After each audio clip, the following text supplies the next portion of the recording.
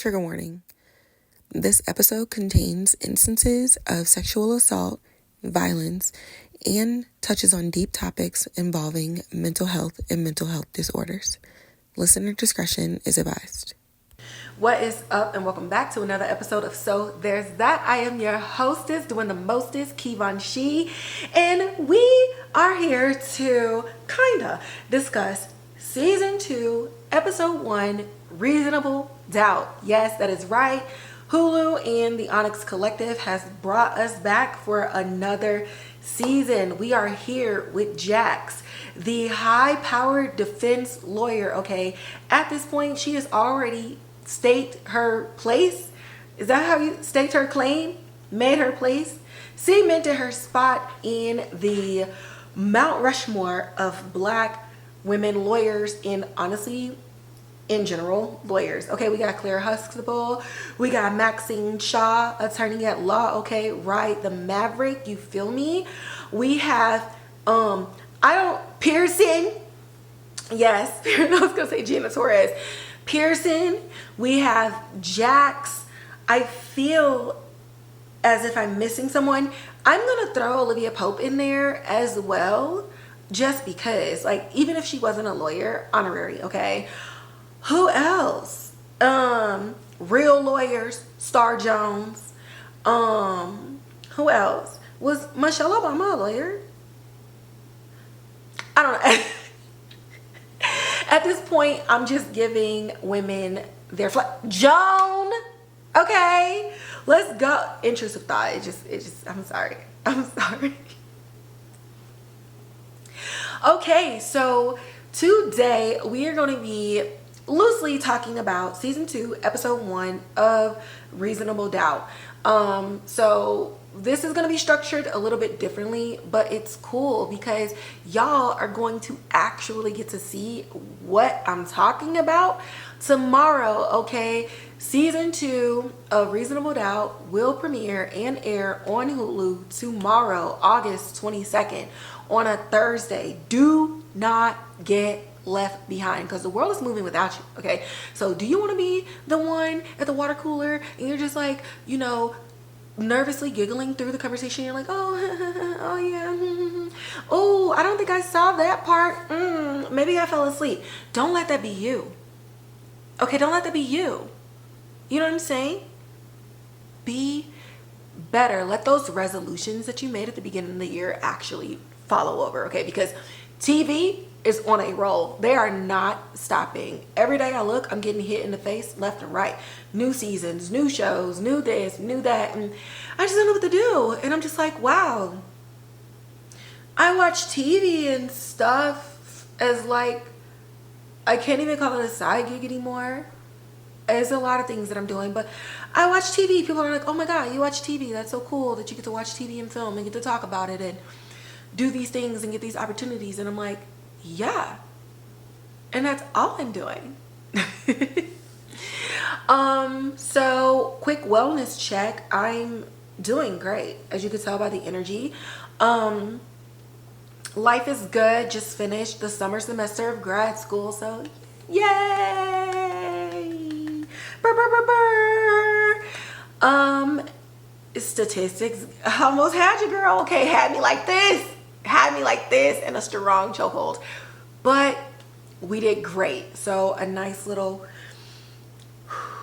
breather in between now and the fall semester, so that is amazing. What else? Now that that's over, I can get back into working on the film that I'm writing. Yay! I've been able to network and make some connections and things of that nature, so that's really good because it really just, I'm such an introvert and I just feel like, oh, I don't want to reach out, like, oh, maybe they're gonna say no. And it's not like the fear of saying no, but it's just like, you know, who am I, you know? But then I think back to myself from 10 years ago when I was like, who aren't I? And so it's just really like having that flip mindset and just going for the things that I want in life and taking that shot. A no is a no, a yes is a yes, and you just move on. So it's just been really exciting. It can be really exhausting and tiring at times, but I love everything that I do, and I do a lot, and I'm loving all of it. So now that that's out of the way, we're gonna go ahead and do the obligatory information. Go ahead and like, share, follow, hit the notification bell, okay? Comment in the comment box below. I love interacting with everybody. You can also interact with me on Instagram at So There's That Podcast. That's it. No spaces, no nothing. If you would like to send me an email for any business inquiries, or if you just have a story, or you just want to say, hey, I want you to cover this show, you can also hit me up via email at sothere'sthat.keyvonshi@gmail.com. okay, your girl is working, and I'm always out, I'm always active. And you can also see whatever I don't cover here on the podcast. I am constantly on Twitter talking about the rest of the episodes or something else, and you can find me on Twitter at Keyvonshi, where not only do I talk about TV shows, but I just talk about things that are relevant, things that are today, and I get to allow my intrusive thoughts to just go do what they want and just be out in the Twitterverse doing whatever. Jumping into season 2, episode 1 of Reasonable Doubt. The title of the episode is called Can I Live? The episode is 51 minutes long. Okay, so again, I like to tell y'all the time so you can plan your time accordingly, okay? Okay. First thing I want to mention, and I'm pretty sure it was a theme song in season 1, but for some reason, it just really punctuated the overall like mood of the premiere episode of season 2. And the song is called It's All Us, and it's by Nyana. I'm gonna go with Nyana Holly, Adrian Young, Ali Shaheed Mohamed, and you can find this on Spotify.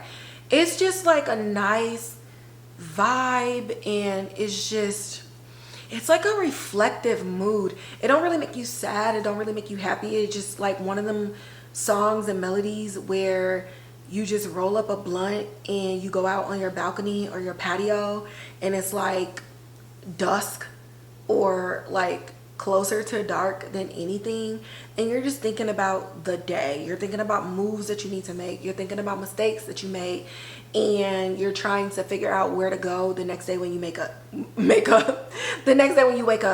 And so I don't know why now it stuck to me, but it did, and I just had to look that up, so I wanted to tell y'all that off rip. And another thing with music, much like I said in my review for season 1, episode 1, music is a supporting actor in this show. And honestly, I would just say the Honest Collective, telling those stories that aren't traditionally told in bigger or more commercially popular platforms.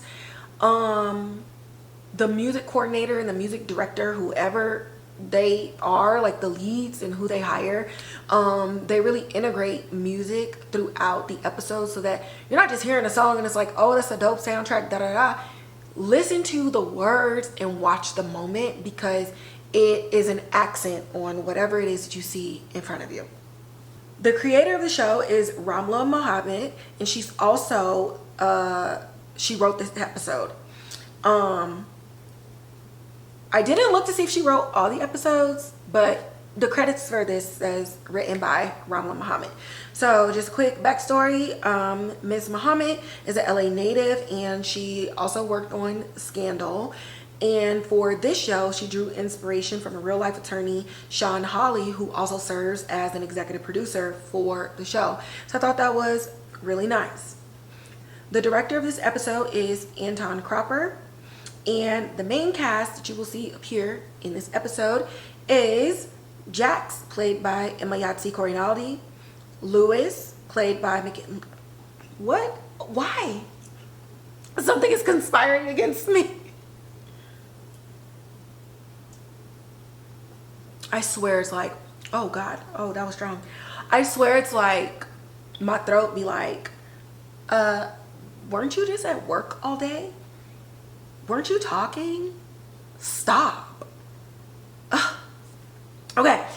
Lewis, played by McKinley Freeman. Daniel, played by Tim Joe. Crystal, played by Angela Grovey. Chanel, played by Shannon Kane.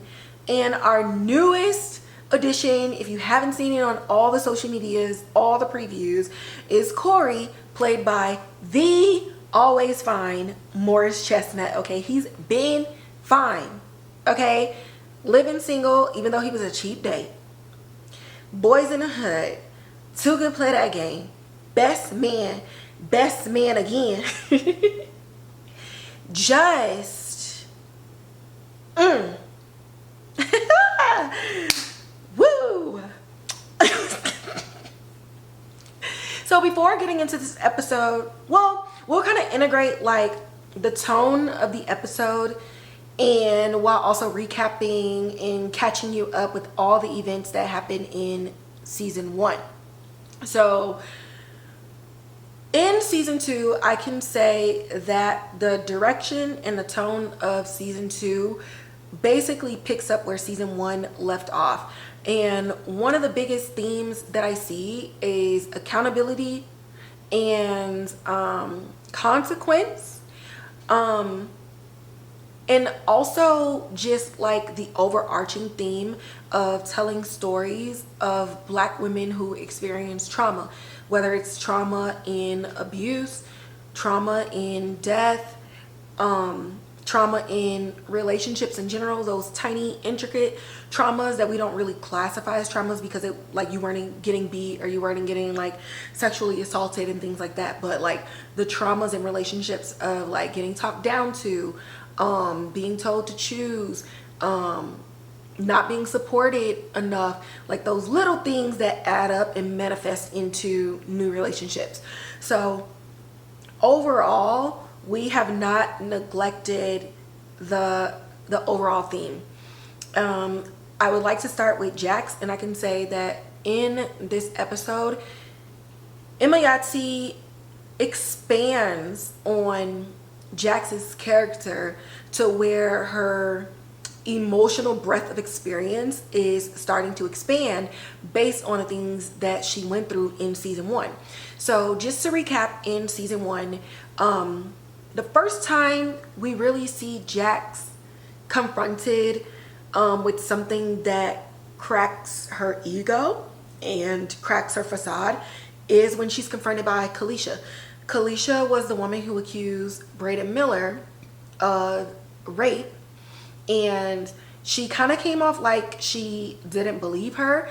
And then as we go through the trial and things like that, Jax was defending Braden. She was his defense lawyer, and she got him acquitted. But before the day like of her closing argument, she realized that he actually did it. So you have this moment in the beginning of the season where she's confronted by Kalisha, and then Kalisha is then murdered, and then you realize that your client played you, and then you figured out that he did it, but then you're now battling between doing your job and then having like allyship with women. Then we also have in season 1 where Damon got out of prison, and Damon was somebody that she defended when she was working for like the public defense office, and she lost his case. But they kind of developed an unprofessional relationship. And while he was still locked up, she was writing him letters and doing all these other things. And that's where the theme of season 1 was like, I love criminals. That's where the theme came from, because she would write that in the letters to him. He got out, he was trying to get his life together, but it was a little bit of a struggle. And because she's separated from Lewis or whatever they got going on, she's entertaining different people, running away from things, running away from the cases, even running away from the loss of Damon's case and blaming herself for him being locked up in the first place, and for him admitting guilt just to get paroled. So she decides to pursue a situationship with him that is a situationship to her, but it's a relationship to him. And she was playing a very dangerous game, because while she was being honest about where she was and what she could offer him emotionally and physically of herself, she was still accessing him and allowing him access in a way that made him see it as being led on. So he kidnapped her, and she's, you know, pleading for her life and talking about, you know, we could talk about this, like I won't say anything, like you could just let me go. And he tells her, like, I could never hurt you the way that you hurt me. And he unalived himself in front of her. So we have Kalisha. Not even just Kalisha, she had a client who put himself, she had a basketball client who put himself in a situation where he was prone to a sexual assault allegation. Then you have Kalisha, and then all the events of the trial. You also have Damon as well. But then on the back end, you have this trauma that she's been holding on to for a very long time, which to me, I think is like the crux of her defense mechanisms and this image and this facade and this character that she presents to us as we see her on camera. And it was her mother who married her stepfather, Paul. And Paul had sexually assaulted her more than once when she was a teenager. She confided in Chanel about how the feelings and everything was coming back up, and Chanel was telling her, like, you need to tell Louis, things of that nature. So she did tell her mom, and she also confronted Paul in the hospital when he had I think he had a heart attack, and then she confronted him about it. He was trying to deny it even on his deathbed, and he subsequently died, just I guess from, like, I don't even know if he was already gonna die or if he just could not take being confronted with the truth and her completely removing the lies that he told himself. So she tells her mom about it. Her mom's just Miss Pauletta Washington plays her mom. So I'm gonna not say what I think, but insert your imagination of what that conversation was like, especially when they show in a flashback that she did tell her mom about it, and she kicked him out. They were apart for a long time, and then the mom was like getting back with him all these years later and reconciling the relationship and blaming what he did on the substance abuse and not looking at him like the predator that he is. And her mother prioritizes relationships with men over her own value and sometimes over her daughter. That's all I can say. I love you, Pauletta. And then, yeah, so we have all of these things like compounded at the end of season 1, and the person that she wants and the person that she needs and the person that she should have the most is her husband.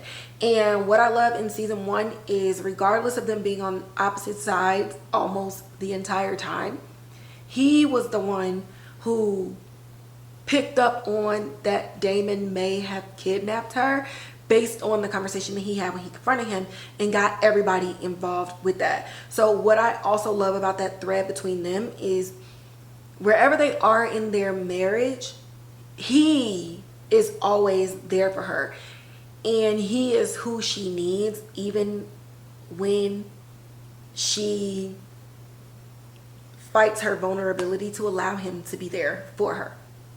So take all of that and just imagine what we're looking at in season 2, opening up episode 1. So first and foremost, music, absolutely, like I said, is the backdrop. And we go into episode 1, and we're really just exploring like the places and the spaces that the characters are. So take everything that I said from the recap and let's explore like what Jax could possibly or potentially be going through as we open up the season. So we have a woman who's been through extreme trauma, but is like the go-to attorney at her law firm.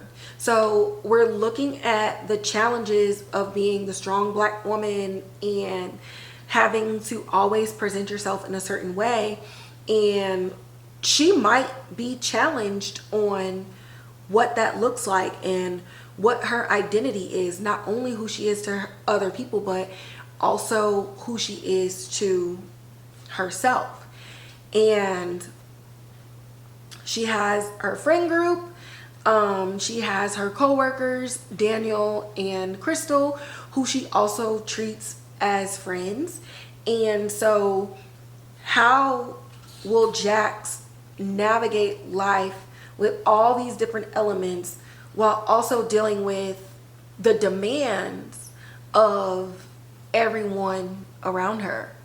This is a woman who has put everyone and her job not only above her marriage, but also above herself, and has used work to hide behind all the things that she's dealt with. So on top of this big revelation with her stepdad, just her right now in her adult life, there are a lot of things going on. And I think as women in general, regardless of ethnicity, we can understand, especially women who are like bosses, right?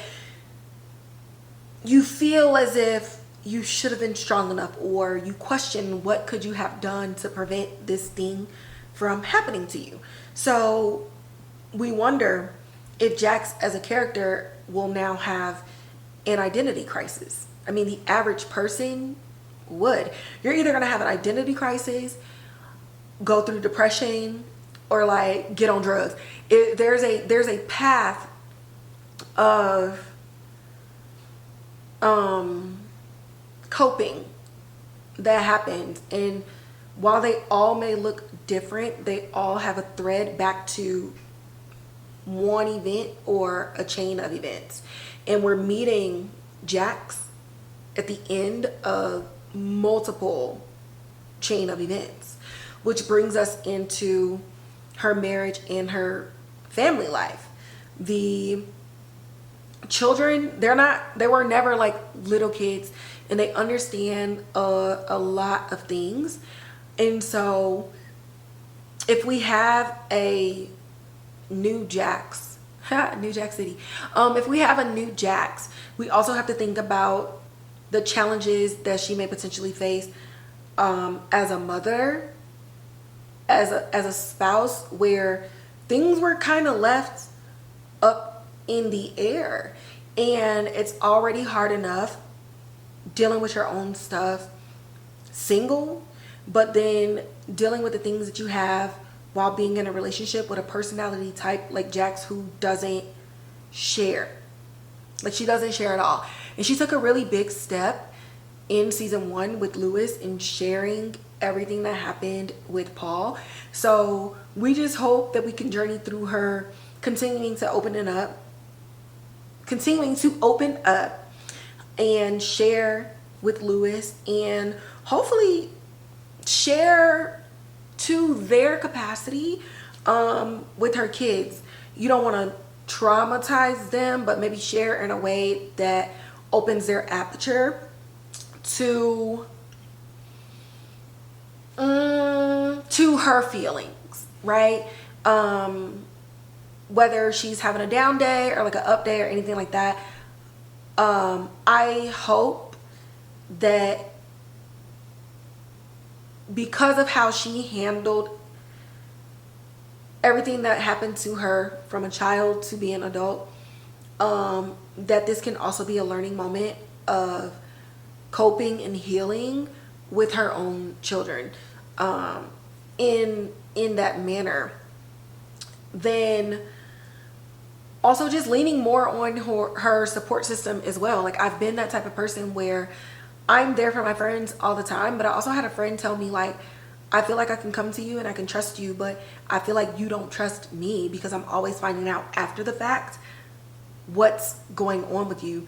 And it makes me feel like I'm not being a good friend, but it also makes me feel like you don't trust me. So with that, I'm hoping that Jax can not only begin to trust herself, but to also trust her friends.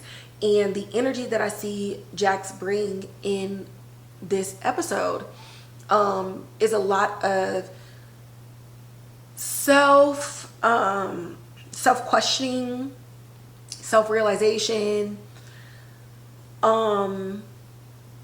in working towards self-actualization, if that makes sense. There's a lot of mirror reflections going on. So with that, right, we found out in season 1, briefly, there was a brief conversation between Jax and Chanel that, what was she saying? Jax was talking to Chanel and was confiding in her how she never told Louis about everything that happened with Paul. But then when Chanel was giving her sound advice, Jax started like doing her defense mechanism thing and snapping off on her. And Chanel was like, if I wanted to get abused, I would have stayed at home. And Jax was like, wait, what? Like, and Chanel just kind of blew it off. Now, all of season 1, I have been questioning their friendship this whole time. But turns out, Chanel is the only one of their friend group of 4 who knows Jax's deepest secrets. So, what does life look like for Chanel? Can Jax explore what she meant with that comment or even be there for her? We're looking at what it looks like for 2 friends to kind of be in a state where they're not really sharing what's happening in their lives, but they probably need each other more than they realize. And this is something that I think that a lot of people can connect with. Overall, I think season 2, episode 1 is one of those episodes where it's probably stressful. You're gonna go through a myriad of emotions. I found myself smiling. I found myself biting my nails. I found myself stunned by certain things and certain characters. But I think it's a beautiful start to a beautiful season. The entire cast is gelling together. I hope I'm not jinxing anything and there's not no behind the scenes beef, but between the writing and then like the direction in the characters and the actors themselves, you can just really tell that there's a lot of trust and cohesion on the set. And it makes the shots beautiful. It makes the delivery of the lines beautiful. And more importantly, where season 1 was very like hard and I'm a boss and I'm a daddy and I do this and I does that and I can get through anything. Trauma, who, when, where, how, not on me. We get a shift in tone immediately because there's only so much that people can take, like, naturally. You're either gonna deal with the problem or the problem is gonna deal with you.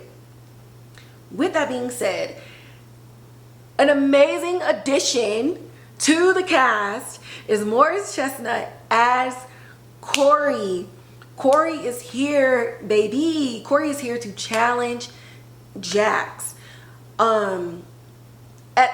Like, the people in Jax's firm really depend on her. She really holds her own in a very white male dominated. She's the only black person. Then she's a black woman. I think there's like 1 or 2 white women, but it's very heavily male dominant.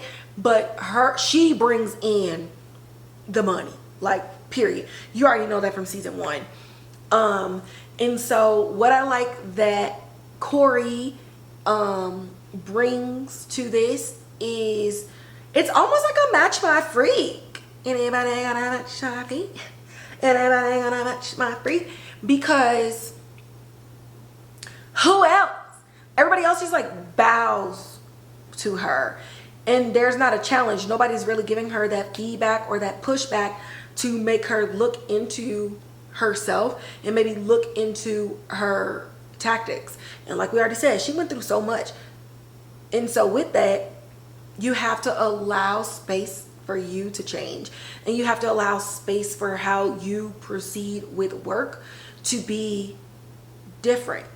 Okay. And Morris Chestnut brings this energy, and it's like two lions competing for the pride, you know. I believe in my girl, but for the first time, I don't even call it competition. For the first time, there's iron sharpening iron. And I really look forward to how Corey is going to challenge Jax in every single episode. And it's just really nice to see Morris Chestnut on screen. And honestly, Emayatzi is like the luckiest woman in the world. I haven't seen nobody this lucky with male co-stars since Queen Latifah. I'ma just be real. She got Michael Ealy. She got McKinley Freeman. She got Morgan Freeman.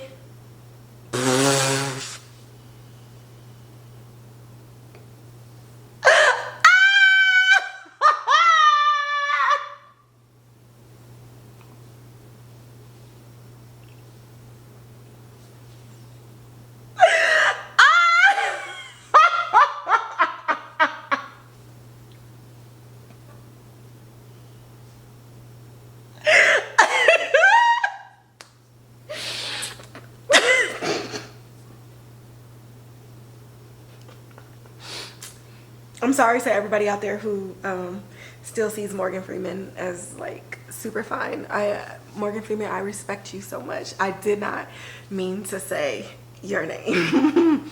Who? She got Morris Chestnut. It's just crazy. It's crazy. And I actually got to briefly like tell her how much I appreciate her and how I'm looking forward to this season on the yacht party at the ABFF this past summer. Super kind, super nice, super beautiful. She smelled good.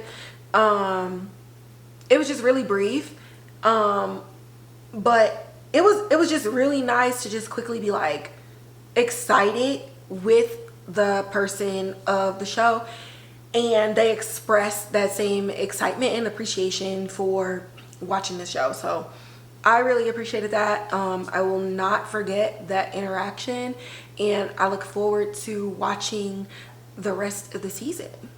So there's that on Reasonable Doubt Season 2, Episode 1. This was more of a preview of what to come because, as I said, get on Hulu. Get your ass on Hulu tomorrow and watch the damn show.